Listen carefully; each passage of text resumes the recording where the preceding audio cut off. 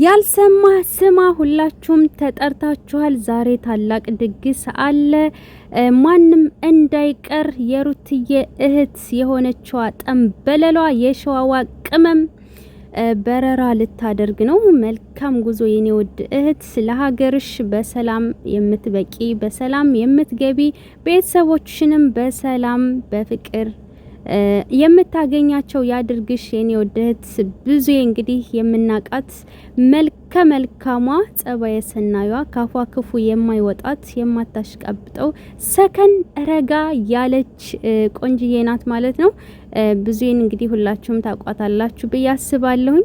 ምክንያቱም ለብዙ ጊዜ ሩታዬ እህት ሆና ከጎናቸው ሆና የቆየች እህታችን ናት። ለኛም ደግሞ መልካም ምርጥ እህታችን ናትና እችን ጠንበለል እንግዲህ መልካም ጉዞ እያላችሁ እንድታበስሯት በአክብሮት ጠይቃለሁ። እና ዛሬ ታላቅ ድግስ አለ ማለት ነው።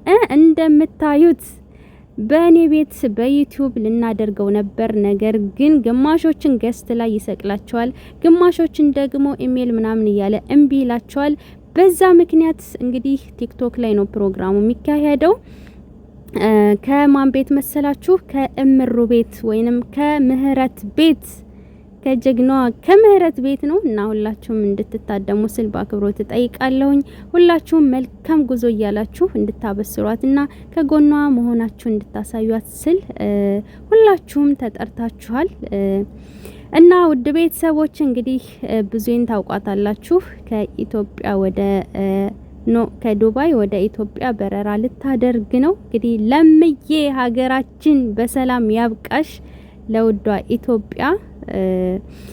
እና ብዙ እንግዲህ እንወድሻለን እናከብርሻለን። በሰላም ለሀገርሽ የምትበቂ ያድርግሽ የኔ ጠንበለል፣ የኔ መልከ መልካም፣ የኔ ጸባይ ሰናይ ሁላችሁም እንድትገኙ